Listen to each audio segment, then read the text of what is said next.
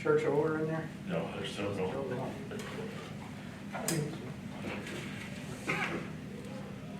Just have to extend you out another week, Gary. You know me, I hope I get through all this.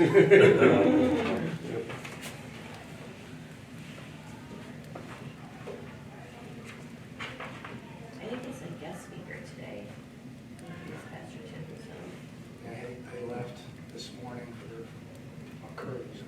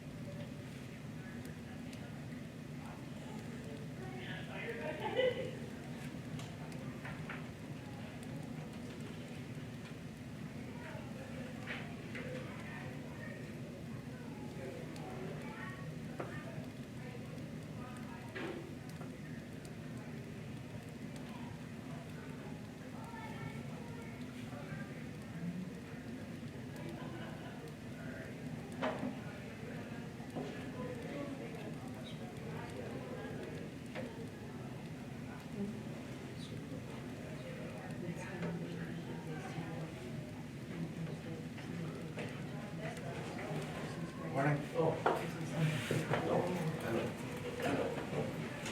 Well, it's right.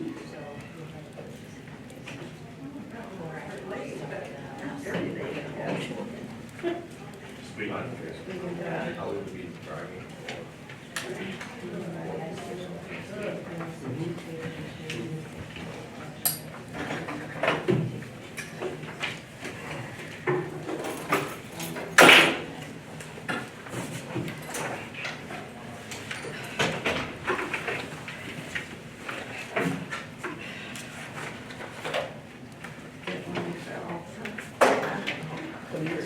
I got her. Oh, you, Yeah.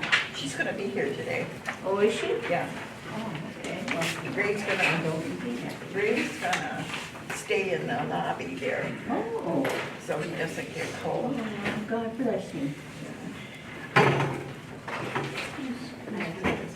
I mean, unless changes, political change, but that's what you. Good morning. Hi, how are ya? Yeah. You did last week. How are you doing today? About what? About the Do you girls. feel comfortable wearing that mystery set? Oh, Tim. Yeah. Oh, yeah. It's Heather's one. How are you, Right in the front row, huh? Huh? Right in the front row. That way we have your Hey, hay. Ryan, how's it going? Okay, I'll go back here. You could sit back there. Yeah.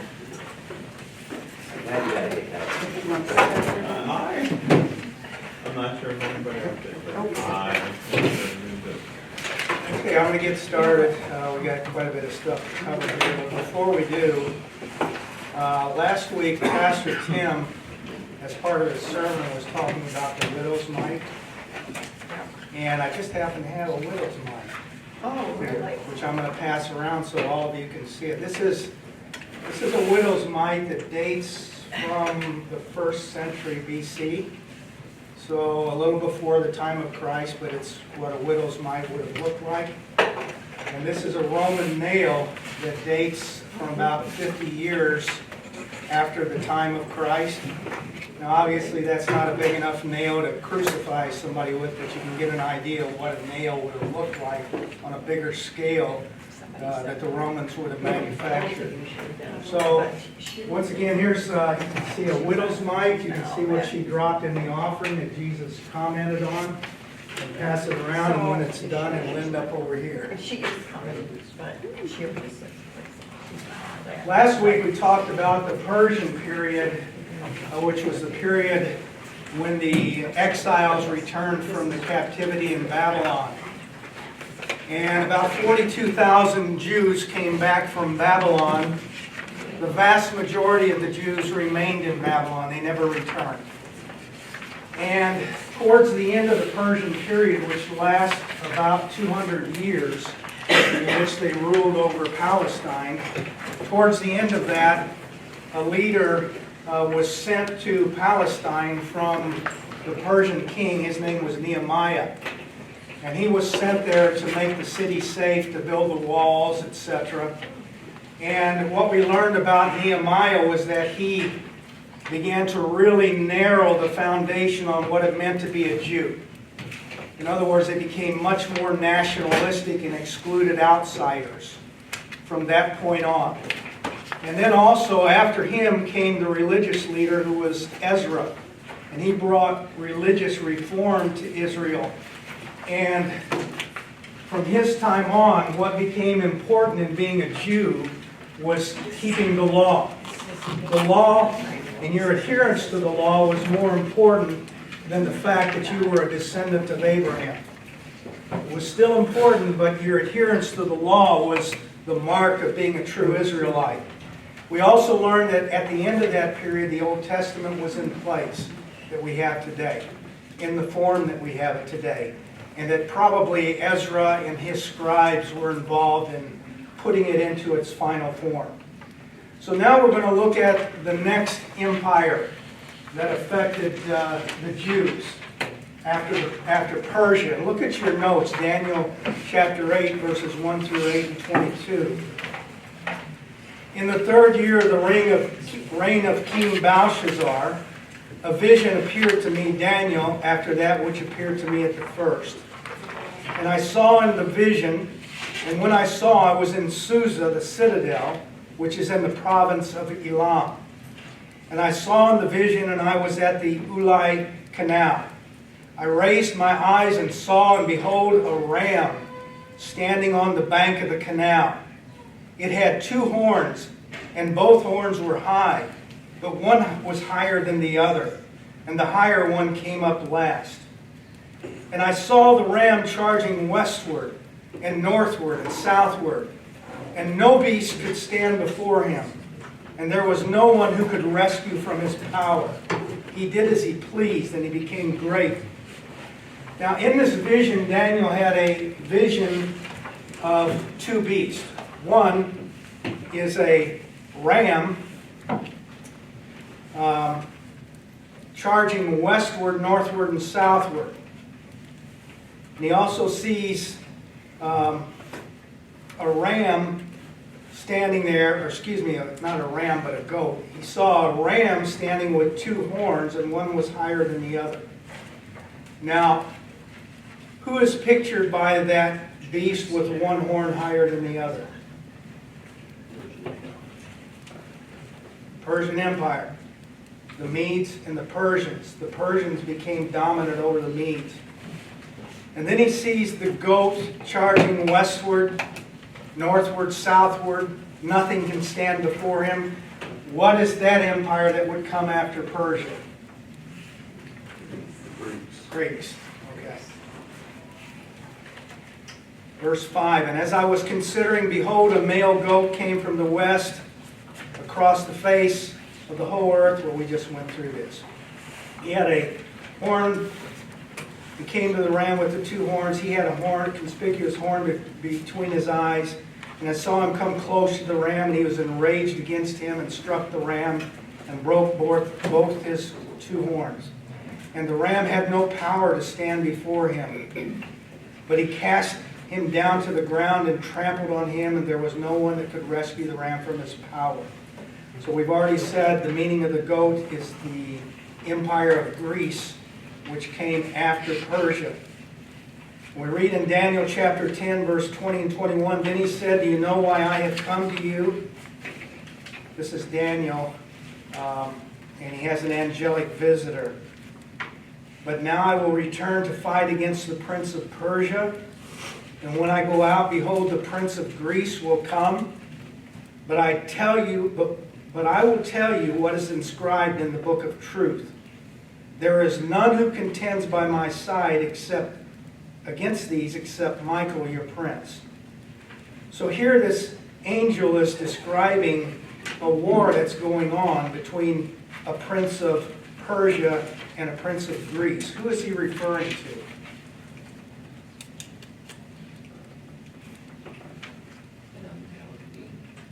This is an angelic being. These are angelic beings who are warring in the spiritual realm. And what do we learn about this from the rise and fall of kingdoms?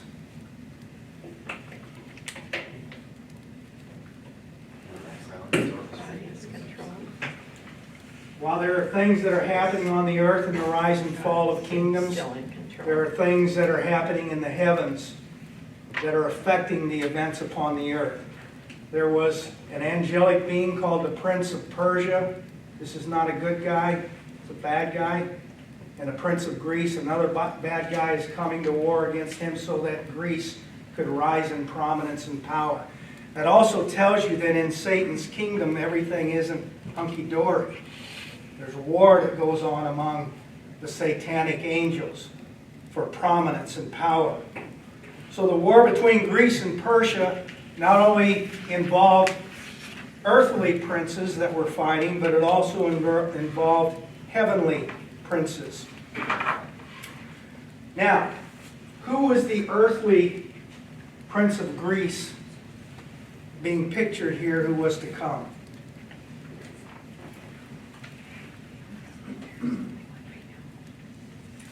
Anybody know history? Who was the Greek prince that destroyed the Persian Empire? Alexander the Great, that's correct. In your notes, Alexander, by the way, Alexander was an interesting character. He was supposed to be the son of a god. That's the story that his mother told. She said that Zeus had come to her and she had conceived this child. So he was known as the son of God, in essence, the son of Zeus, a demigod, or as we would say in the scriptures, a Nephilim. Okay, that was her claim about Alexander. But Alexander was also schooled by the philosopher Aristotle. So he was a very educated person. When he was 20 years old, in your notes, he began to reign. Was it 20, was that? 20 years old. You can imagine that, taking control of an empire at 20 years of age. In the year 334 BC, Alexander crossed the Hellespont, also known as the Dardanelles. That's that isthmus that comes down from Greece to, there at northern Turkey up there. And within a year, he had literally conquered most of Asia Minor at 20 years of age. He faced the army of Darius III, king of Persia, king of kings, as he was called, and destroyed him at the Battle of Issus. Now, at the Battle of Issus, Alexander, when he came against Darius III, king of Persia, was outnumbered, scholars will say, anywhere from 3-1 to 10-1. You know anything about the Persians? Anybody seen the movie 300? The 300? See the massive Persian army that those 300 Spartans battled against at that battle? It was humongous. That's the way they rolled. Okay? Huge numbers.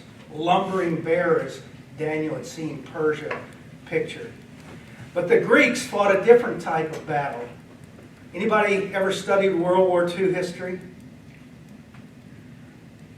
How did the Nazis fight? Blitzkrieg. Very fast. Hitting with a lot of power fast. Targeted areas. That's the way Alexander's army moved. And he came up against Darius at the Battle of Issus, which is up in northeast Turkey. And outnumbered to such an extreme, yet somehow Alexander was able to turn the tide of that battle. And when Darius III, king of kings, king of all kings, saw that the battle was turning against him, he gathered up his loins, as they say, and took off like a jackrabbit, leaving his army, his generals, his mother, his wife, his daughters behind, running for his life. Alexander captured his mother, wife, and daughters, treated them kindly, and they came to respect him. over the years. He also married one of Darius III's daughters, and she was murdered by one of his other wives after he died. But within 12 years, if you look at your map in the back, you see the area that Alexander conquered. Within 12 years, he conquered 1/5 of the world, which was most of the world known to the Greeks at that time. All the way from the Middle East down into Egypt, and eventually on into India. Now there's a story as Alexander had defeated Darius, he began to move his armies down through Palestine, heading towards Egypt, because that was his next target. And Josephus says that when Alexander moved toward Jerusalem, that the high priest there, whose name was Jaddua, seeing region after region falling, city after city falling before this young general, he became convinced that Alexander must be that he-goat that Daniel had prophesied, and who would destroy the Persian Empire. And it's said that Jehuda put on his high priestly garments, and he carried out the scriptures and the prophets, the law and the prophets in his hand, and he went forth to meet Alexander as he approached Jerusalem. And he was attended not by an army, but by a company of priests behind him, all dressed in white robes. And the story says that when Alexander saw the high priest coming to meet him, that he hurried toward the priest, and he fell on the ground and he prostrated himself before the high priest. Because he had had a vision, he said, where he saw this high priest standing before him, and then he said that God would tell him through him what was to be. So Yehuda, the high priest, opened the prophetic scrolls, and they read to him the prophecy of Daniel and the interpretation. And Alexander saw himself in that.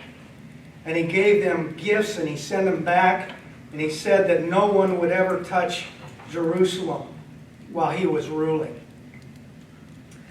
Now, if you remember, so here we have a prophecy of Alexander that had been given 100 years or more before the birth of Alexander.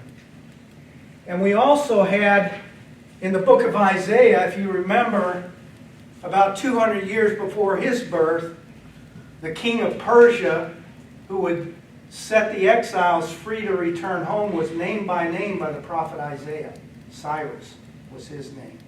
Isaiah 44:28 is where you'll find that. 200 years before he's even born, it's prophesied by name, the king that would allow Israel to return to the land. Now I want to ask you a question. If God placed this kind of prophecy hundreds of years ahead of time in the scriptures about Cyrus and Alexander, and there are other examples, does that mean that everything is preordained and that there really is no such thing as free will?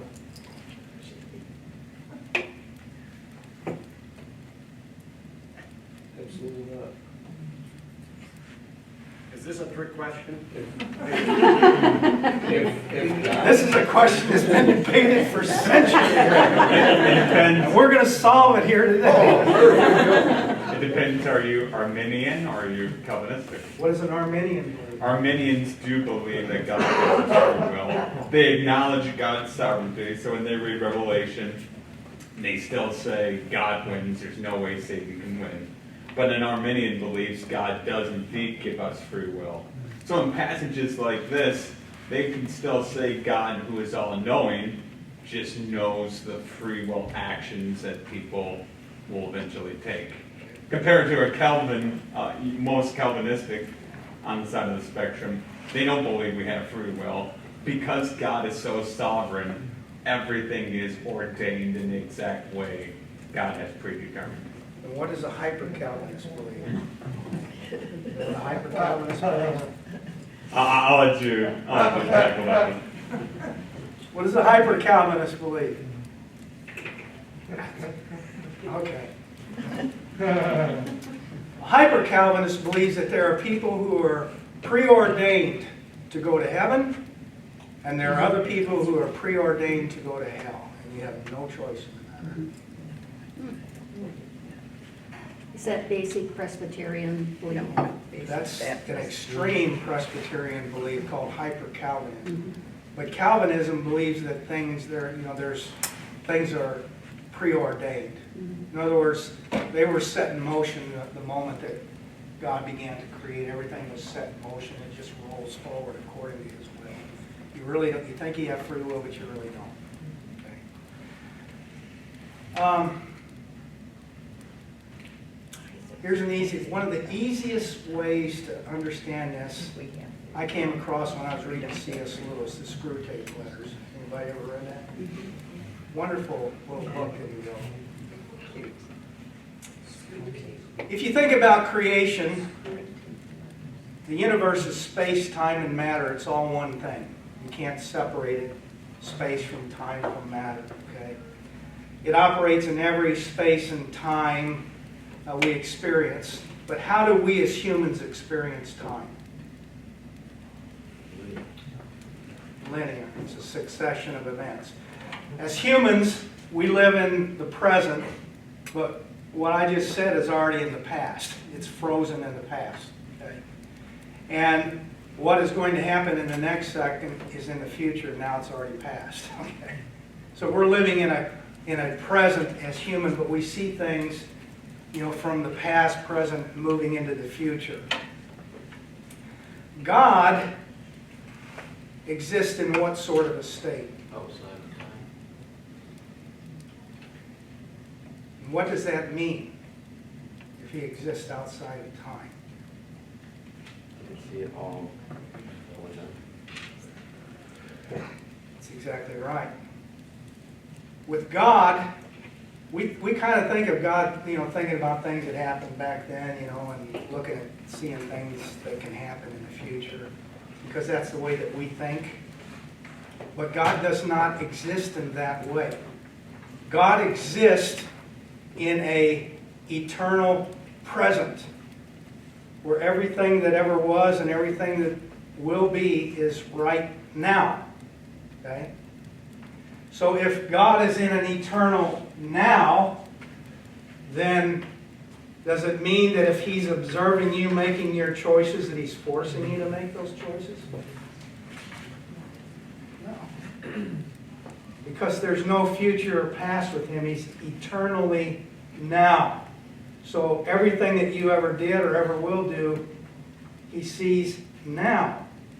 He's observing your choices. He's not forcing you to make that choice. And this idea, this concept, was first debated back in the 6th century by a Roman Christian senator and philosopher. His name was Boethius, in what's called the Consolation of Philosophy, Book 5. It's an interesting dialogue that goes on between reason and Boethius, in essence, Lady Reason and Boethius, where she's talking about free will and all of that. So God allows His creation to have free will. He's not ordering choices that you make. He's observing the choices that you make, but He's not forcing you to make the choices that you make. After conquering Egypt, to continue on, He then turned His attention towards India. He began to march His armies. He was going to conquer India. But His generals refused to go any further. They were tired of going to war for 12 solid years.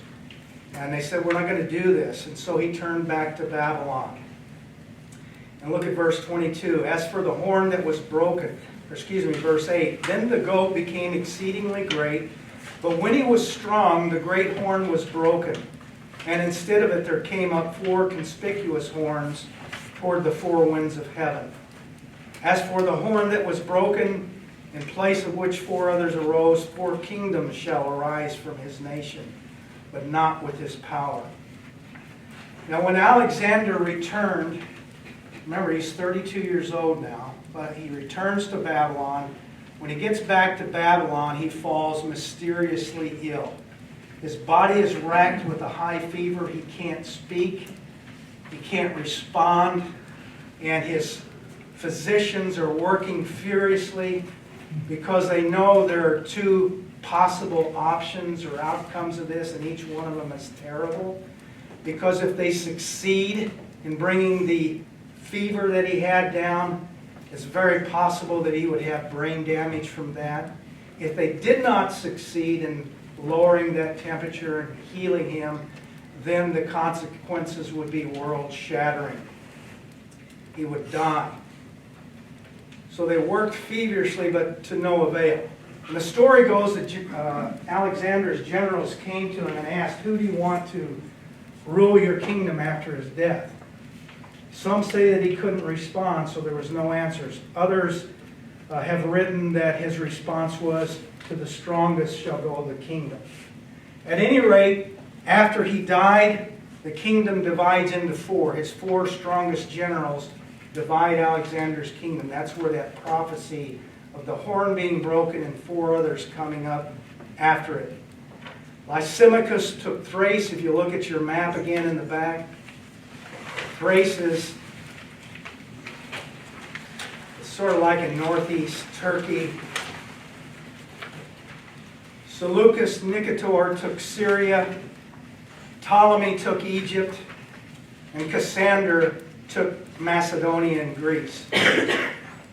By the way, the Ptolemy was the name of the general who took over Egypt after Alexander's death. Do you know who the last, and they took the title of Pharaoh, by the way, once they took over Egypt. Do you know who the last Ptolemy was who reigned as Pharaoh in Egypt? You know, you just don't know it. Cleopatra. Cleopatra, that's correct. Cleopatra was the last Ptolemy. She was a Greek, Pharaoh of Egypt. We all know the story of Cleopatra. So as it relates to Israel, the two generals and the two kingdoms that had the most impact of Greece upon Palestine would be the Ptolemies of Egypt and the Seleucids of Syria.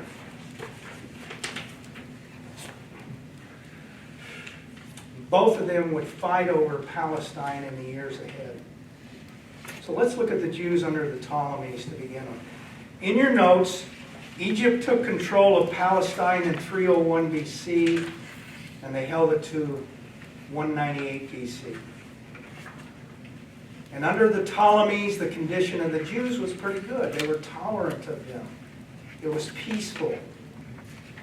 And during this time, Alexandria in Egypt became an influential center of Judaism.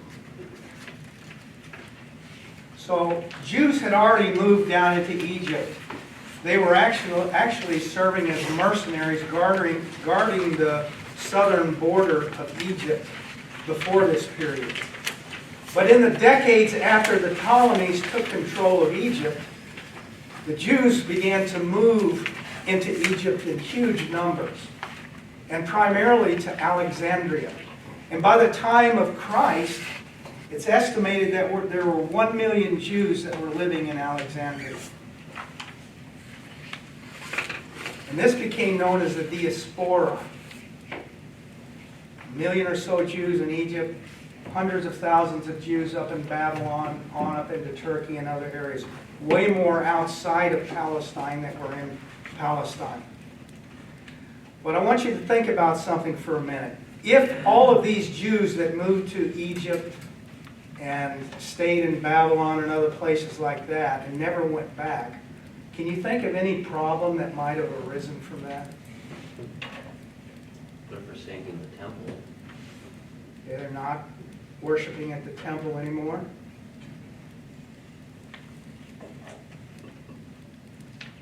The main thing is they lost the ability to speak Hebrew and read Hebrew. So within a couple of generations, all these Jews in Egypt had lost the ability to read and speak Hebrew. They couldn't even do it anymore. And there was a Ptolemy, he's called Philadelphus. He summoned, in your notes, 70 Jewish scholars, scribes, to Egypt to translate the Hebrew Old Testament into Greek. Does anybody know what that version of the Old Testament is called? I didn't hear what Was it Torah? The Torah is the Hebrew Old Testament, in particular the law. Septuagint. The Septuagint, that's correct. Septuagint means 70, translation of the 70s. And here you see the providence of God at work. Because by this time, Greek had become, excuse me, let me say it this way. What is the language of commerce today all over the world? English. English is the language of commerce.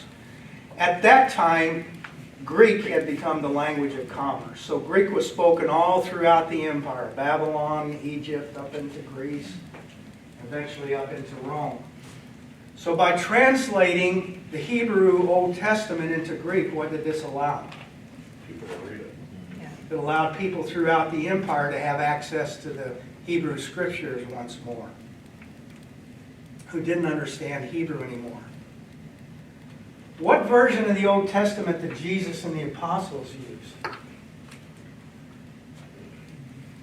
Septuagint must have been. Septuagint, that's correct.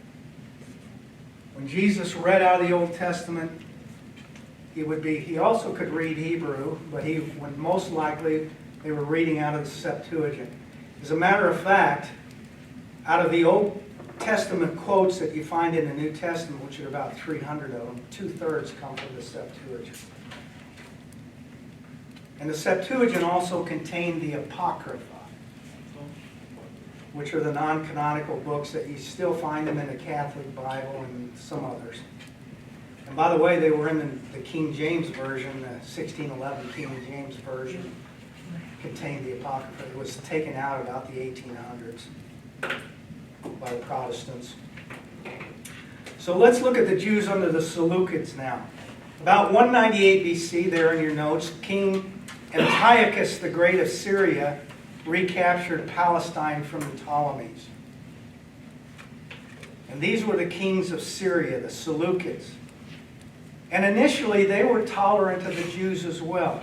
Antiochus signed a decree which guaranteed that the Jews would be able to continue to worship at the temple and would be able to keep unlawful things out of Jerusalem like they had in the past. So both Jews and Samaritans were able to worship in their traditions without much problem. But then something happened. The events of Daniel's further prophecies began to unfold. And you'll see that in Daniel 8:22 through 25.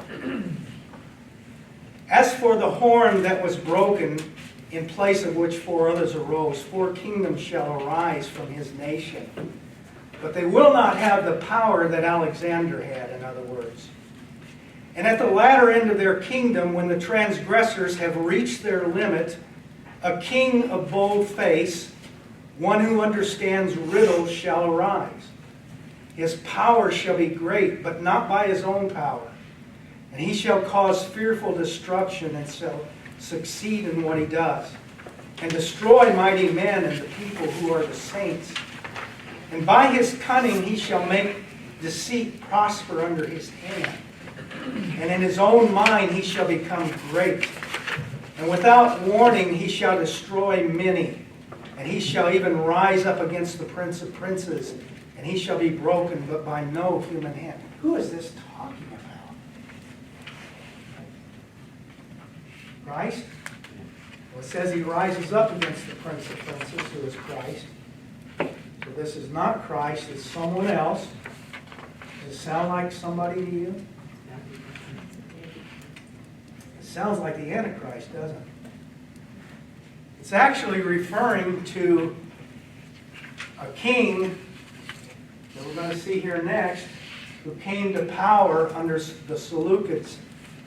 In 175 BC, Antiochus IV, who called himself Antiochus Epiphanes. Anybody know what Epiphanes means? God manifest, God incarnate. Antiochus IV Antiochus Epiphanes, God incarnate, is what he called himself. But the Jews call him by a different name, a slight different name. They call him Antiochus Epimanes. And that means madman. If you look in the back, I put a picture of a coin, the front and back of a coin of Antiochus Epimanes. The first was what he looked like. On the back, you can see that he pictured himself as Zeus incarnate, God incarnate. The image of God, it says there in the writing beside him. Antiochus, image of God, bearer of victory. So this man literally saw himself as God incarnate. Okay? Daniel 11, 21 through 35 speaks further about this king and his battles. It's really interesting. If you get a chance, read that because it's a very detailed description of the wars and the events that took place in this king's reign. Now in your notes, he has been called the Antichrist of the Old Testament. And he is a type of the Antichrist which is to come. He was a devoted follower of the Greek gods and Greek culture. And before long, he overturned his father's edict that was tolerant to the Jews. And this is what he said. The sacrifices of the temple were suspended. So he stopped the sacrificing at the temple in Jerusalem. He said the Jews had to eat pork under penalty of death. He prohibited Sabbath observance. He prohibited the reading and teaching of the Mosaic law. And he prohibited the performance of circumcision. Now there's a story about a young mother at this time who had the two dead bodies of her two male infant boys tied around her neck. And she was led out to the walls of the city, up to the top of the walls. And if you've seen the walls, they're really high. And they're rocky down below. And they took her up to the top of that wall with her infant sons tied around her neck. And they cast her from the top of the wall with those babies, dead babies, hanging on her neck. And what was her crime? She had circumcised those two boys. So she was sentenced to death, and her boys were sentenced to death. And not only her and her boys, her husband was executed, and the man who performed the circumcision was executed. So you can see how things had begun to change dramatically under Antiochus Epiphanes, God incarnate, in Jerusalem. In your notes now, the temple became the house of the Greek god Zeus. He set up the image of Zeus in the holy place in the temple at Jerusalem. The abomination of desecration was set up in the holy place. Sacred prostitution was practiced in the temple of Jerusalem under Antiochus. He sold thousands of Hebrew families into slavery. He destroyed all the copies of Scripture that could be found. He slaughtered everyone discovered in possession of the Scriptures by burning them alive. And he resorted to every conceivable torture that you could imagine for anybody that disobeyed him. It's said that 40,000 people were killed by him. And more than that were sold into slavery. Now in 2 Maccabees, there's an account of a family, what they went through before this king. And we're going to read a little bit. I put the whole thing in there so you can read it on your own time. We're only going to read part of it. 2 Maccabees verse 7. This is one of the books of the Apocrypha, by the way. It happened also that 7 brothers and their mother were arrested and were being compelled by the king under torture with whips and cords to partake of unlawful swine's flesh. So they were being forced to eat pork, which they refused to do. One of them, acting as their spokesman, said, "What do you intend to ask and learn from us? For we are ready to die rather than transgress the laws of our fathers." And the king, Antiochus, fell into a rage and gave orders that pans and cauldrons be heated. And these were heated immediately, and he commanded that the tongue of the oldest son be cut out, and that they scalp him and cut off his hands and feet, while the rest of the brothers and the mother looked on. And when he was utterly helpless, the king ordered him to be taken to the fire, still breathing, and to fry him in the pan alive. And the smoke from the pan spread wide. You can imagine the smell of that. But the brothers and their mothers encouraged one another to die nobly, saying, "The Lord God is watching over us, and in truth has compassion on us, as Moses declared in his song, which bore witness against the people to their faces, when he said, 'And he will have compassion on his servants.' And after the first brother had died in this way, they brought forward the second. And they tore off the skin of his head with the hair. And they asked him, 'Will you eat rather than have your body punished limb by limb?' And he replied in the language of his fathers and said to them, 'No.'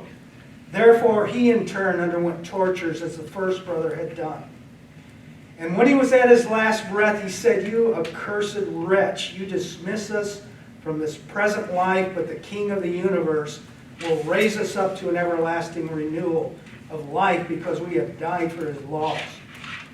Now look down at verse 20. Down at the bottom, well, that's the bottom of my sheet, probably not yours.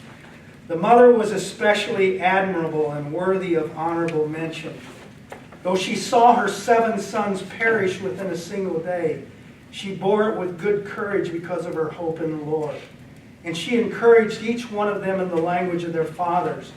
Filled with a noble spirit, she fired her woman's reasoning with a man's courage, and said to them, 'I do not know how you came into being in my womb. It was not I who gave you life and breath, nor I who set and ordered the elements within each of you. Therefore the Creator of this world, who shaped the beginning of man and devised the origin of all things, will in his mercy give life and breath back to you again, since you now forget yourselves for the sake of his laws.'" Now this went on brother after brother after brother, down to the youngest brother, who died the same way, and then the mother died in the same manner as their sons had died. You ever read in Hebrews the chapter, the Hall of the Heroes of Faith? These are some of those that it talks about who were without name, who were tortured and sawn asunder and hunted down, and gave their lives for God, but we don't know their names. And I want to ask you, when I was younger, you know, when you're young, you try and think of ways to get around things, you know. And I used to think, well, you know, I kind of want to do some of these worldly things, you know, but the thought of the rapture was back there in the back of my head, you know, thinking, well, but I would think to myself this, well, I know if I don't make it, I know what's going to happen. I've got to give my life at that point in time. You know, I'll just do it because I wanted to sin as a young man. It wasn't right, but that's the way it was. So anyway, my question is this. If a person, let's say the rapture, some believe the rapture takes place before the beginning of the tribulation, some say in the middle, some say at the end. I'm a pan-tribulation, it's all going to pan out in the end. I'm going to be ready to go whenever it takes place. What if you were not ready and you knew what was going to take place? And you say to yourself, I'll stand, even if it takes my life. And I want you mothers in particular to think about this. If they took your grandchildren, and your fathers too, if they took your grandchildren or your children before your eyes and said to you, take the mark of the beast, or we're going to slaughter your children and grandchildren before your eyes, before we kill you. How many will be able to stand up against something like that? Because it will take place. It won't just be you saying, I'm going to stand through this. You might have to stand and watch your whole family slaughtered to make a decision to stand for Christ. These people stood for Christ. Not Christ at that time. He hadn't come yet. But they stood for their belief in God under that duress. So, these people, did they go through the Great Tribulation? I'd say they did. You know? God help us. You know, if we, I believe, you know, we'll get out of here before it takes place. If we don't, you know, give us the strength to stand, Lord, in the face of things like this. Well, look at Daniel 8:13 through 14. Then I heard a Holy One speaking, and another Holy One said to the one who spoke, for how long is the vision concerning the burnt offerings and the transgression that makes it desolate, and the giving of the sanctuary over to the host to be trampled underfoot? So Daniel is given a prophecy here of how long this is going to last, where the temple is undergoing this sacrilege. And he says, for 2,300 evenings and mornings, and then the sanctuary shall be restored. 2,300 evenings is 6.5 years. In 171 BC, Antiochus set up the abomination of desolation in the temple in Jerusalem. In 165-64 BC, the temple was purified once again by the Maccabees, 6.5 years later. And we read in 1 Maccabees 1:39, her sanctuary was laid waste like a wilderness. Her feasts were turned into mourning, her Sabbaths into reproach, her honor into contempt, talking about the temple. These and untold atrocities led to one of the most historic events in Jewish history, which we're going to be talking about next week, and that's called the Maccabean Revolt. The revolt of the Maccabees. Now, as a side note, as we close here in the last couple of minutes, the book of Daniel, the prophecies in Daniel are so explicit and so precise that scholars, even in recent times, looked at the book of Daniel and said, because, you know, scholarship nowadays finds it very hard to accept anything supernatural. It's all got to be explained away, you know, something or the other. They look at the book of Daniel and they say, you can't have this kind of detail written beforehand. This had to be written after the events. This has to be what's called a pseudepigraphal work. Does anybody know what pseudepigraphal means? After pigs. Written after the fact. Written under somebody else's name. Okay. Pseudonym, pseudepigraph. In other words, somebody posing as Daniel, writing this at a later time, looking back at events. However, when they found the Dead Sea Scrolls, they found copies of the book of Daniel written in Hebrew that predate this period. Okay. So they found actual Hebrew copies of Daniel that predate these events that Daniel prophesied. And if you think about it, the Septuagint was written a few hundred years before the events too, and Daniel's in the book of, or in the Septuagint. It's a Greek translation of Hebrew Old Testament that predates this as well. So the book of Daniel is an amazing book of prophecy, very detailed. As we saw, he predicted the empires that would affect Palestine up to the time of Christ. The Greeks were the second empire. We'll actually probably spend maybe one or two more weeks on the Greeks before we move to the Romans. So, any questions or comments before we end? So, why the 1800s did the pot take out? Protestants Well, the books that we have in the Bible, everyone accepts as being canon, authoritative. The apocryphal books contain some things that are questionable. For instance, the book of Maccabees talks about praying to the dead. So there are things like that theologically that are off in some of them. So the Protestants said, no, we don't even want anything to do with that. So they took them out. Initially they weren't. But if you look at them as not being authoritative, but being historical, and commentaries, that sort of thing, they're worth reading. You're not going to get hurt by them. It's just that they're not canonical. The books that we have are the inspired Word of God and to be accepted as authoritative. Canonical books, not all of the Catholics do accept them as authoritative. Any other questions? Not only the Catholics, there are others. Do you have the answers from last week's, because I missed it, by any chance? I've got the outline from last week. We've got them online. It's on YouTube, yeah. Oh, Okay. it's new, okay. You have to listen to my voice.